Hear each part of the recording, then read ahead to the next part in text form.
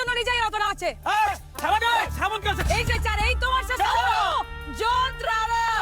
এই বস্তি এখনই খালি করো, ভাঙো সব ঘর। আমাদের ঘর ভাঙবেন না। নির্দেশ মানো, না হলে জোর করুন, সেটা কোনো দয়া নেই। আমরা কোথায় আছি? এই দুর্নীতি আর চলবে না। মনিকা, তুমি কাকে চ্যালেঞ্জ করছো? আমাদের ক্ষমতা দেখেছো? হ্যাঁ, চুপ করো, নইলে দেখবে কি হয়। আমি ভয় পাই না। সমাজের কিছু মানুষ যখন ক্ষমতা আর অর্থের অহংকারে অন্ধ হয়ে যায়, তখন তারা সাধারণ ও অসহায় মানুষের অধিকার কেড়ে নিতেও দ্বিধাবোধ করে না। এক গ্রামে এমনই এক প্রভাবশালী রাজনৈতিক নেতা বা বিধায়ক এবং সহযোগী এক পুলিশ দারোগা ক্ষমতার অপব্যবহার করে গরিব মানুষদের উচ্ছেদ করতে বস্তিতে হানা দেয়। তারা জোরপূর্বক দরিদ্র পরিবারগুলোর ঘরবাড়ি ভেঙে ফেলার নির্দেশ দিচ্ছিল।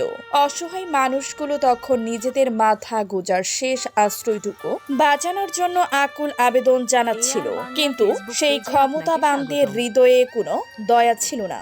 ঠিক তখনই সেখানে অন্যায়ের বিরুদ্ধে ঢাল হয়ে দাঁড়ান এক সাহসী ও সততা বজায় রাখা ডিএম মনিকা। তিনি স্পষ্ট জানিয়ে দেন যে আইন কারো পকেটের সম্পত্তি নয় এবং কোনো অবস্থাতেই গরিবদের এই আশ্রয় কেড়ে নিতে দেয়া হবে না। পরিস্থিতি যখন উত্তপ্ত হয়ে উঠছিল এবং ওই দুর্নীতিবাজ দারোগা ও নেতা ক্ষমতার ভয় দেখাচ্ছিল, তখন সাধারণ মানুষ গোপনে পুরো ঘটনার ভিডিও ধারণ করতে শুরু করে। সাহসী সেই কর্মকর্তা তৎক্ষণাৎ বিষয়টি এসপিকে ফোনে অবহিত করেন।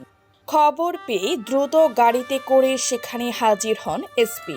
ডিএম মনিকা স্পষ্ট ভাষায় জানিয়ে দেন যে অন্যায়ভাবে সাধারণ মানুষের উপর অত্যাচার কোনোভাবে বরদাস্ত করা হবে না। তিনি সাথে সাথে ক্ষমতার অপব্যবহারকারী সেই দারোগাকে বরখাস্ত করার নির্দেশ দেন এবং একই সাথে আইন অমান্য করার অপরাধে সেই প্রভাবশালী নেতার বিরুদ্ধেও কঠোর আইনি পদক্ষেপ নেওয়ার হুঁশিয়ারি দেন। এই সময়োচিত পদক্ষেপের ফলে রক্ষা পায় অসহায় মানুষগুলোর থাকার জায়গা, আর সমাজে আরো একবার প্রমাণ হয় যে অহংকার ও ক্ষমতার জোর কখনোই সত্য ও ন্যায়ের চেয়ে বড় হতে পারে না।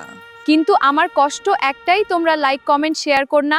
আমাকে ভালোবাসলে AR বাংলা পেজটি ফলো করো ও আমার কাজকে ভালোবাসলে ভিডিওটি শেয়ার করো।